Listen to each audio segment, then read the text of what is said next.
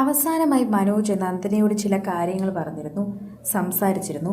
ആ സംസാരിച്ച കൂട്ടത്തിൽ ഏറ്റവും കൂടുതൽ നന്ദന എടുത്തു പറയുന്നത് നന്ദനയോട് തലവേദനയെക്കുറിച്ച് പറഞ്ഞിരുന്നുവെന്നാണ്. തലവേദന എടുക്കുന്നുവെന്നും തല നല്ലപോലെ വേദനിക്കുന്നുവെന്നും എന്താണ് കാര്യമെന്നും അറിയില്ല എന്നായിരുന്നു മനോജ് അവസാനമായി നന്ദനയോട് പറഞ്ഞത്. ഇത് പറഞ്ഞതും അവിടെ തന്നെ വീഴുകയായിരുന്നു. വീണ് ചില നേരം കൊണ്ട് തന്നെ മരണപ്പെടുകയുമായിരുന്നു.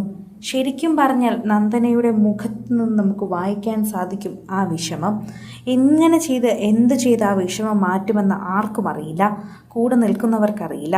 എന്തു പറഞ്ഞാൽ അത് മാറുമെന്ന് ആർക്കും അറിയാതെ തന്നെയാണ് നിൽക്കുന്നത് എന്ന് പറഞ്ഞേ മതിയാകൂ. സോഷ്യൽ മീഡിയ ഉപയോഗിക്കുന്ന എല്ലാവരും ഇതിനെക്കുറിച്ച് പറയുന്നുണ്ട്, ആരാധകരും അത് പറയുന്നുണ്ട്. പ്രേക്ഷകർക്കൊക്കെ തന്നെയും ആ വാർത്ത കേട്ടപ്പോഴും അതിനെക്കുറിച്ച് ചോദിക്കുമ്പോഴൊക്കെ തന്നെയും സങ്കടമാണ് പറയാനുള്ളത്. മറ്റൊന്നും അവർക്കതിന് മറുപടിയായില്ല. ഭാരതിരാജയുടെ മകനും നടനുമായ മനോജ് ഭാരതിരാജയുടെ മരണം തമിഴകത്തെ നടുക്കിയിരിക്കുകയാണ്. ഇത്ര ചെറുപ്പത്തിലെ എന്താണ് അദ്ദേഹത്തിന് സംഭവിച്ചതെന്നാണ് എല്ലാവരും ചോദിക്കുന്നത്. കരിയറിൽ എന്തൊക്കെയാവണമെന്ന് ആഗ്രഹിച്ചിട്ടും അത് സാധിക്കാതെ പോയ നിരാശയോടെ മനോജിൻ്റെ മരണം എന്നത് ആരാധകരെയും ഞെട്ടിപ്പിക്കുന്നു എന്നാണ് പറയുന്നത്. ഞാൻ എന്തുമാത്രമാണ് ശ്രമിക്കുന്നതെന്നും ഞാൻ എന്തുമാത്രമാണ് സിനിമയെ സ്നേഹിക്കുന്നതെന്നും നേരിട്ട് മാത്രമേ അറിയൂ എന്നും തൻ്റെ വേദനകളെക്കുറിച്ച് സംസാരിക്കവേ ഒരു അഭിമുഖത്തിൽ മനോജ് പറഞ്ഞിരുന്നു.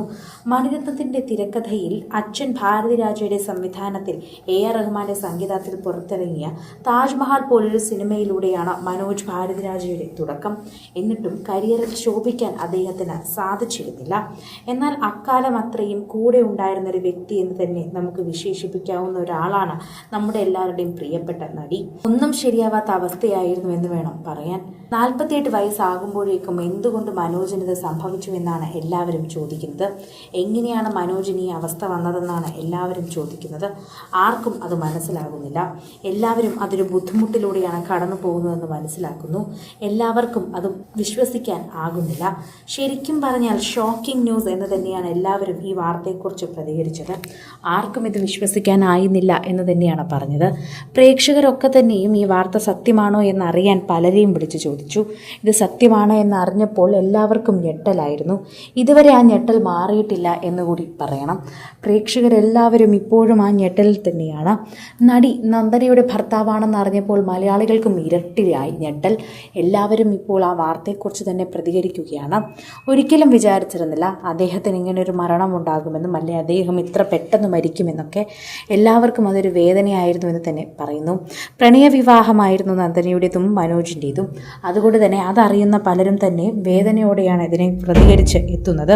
സോഷ്യൽ മീഡിയയിൽ തന്നെ നിരവധി പേർ ഇതിൻ്റെ വാർത്ത പങ്കുവെക്കുകയും ഏറ്റെടുക്കുകയും ഒക്കെ ചെയ്യുന്നുണ്ട്. കൂടുതൽ സിനിമ, സീരിയൽ, ചാനൽ വാർത്തകൾക്കും നിങ്ങളുടെ പ്രിയപ്പെട്ട താരങ്ങളുടെ എക്സ്ക്ലൂസീവ് അഭിമുഖങ്ങൾക്കുമായി സബ്സ്ക്രൈബ് ചെയ്യാൻ മറക്കല്ലേ.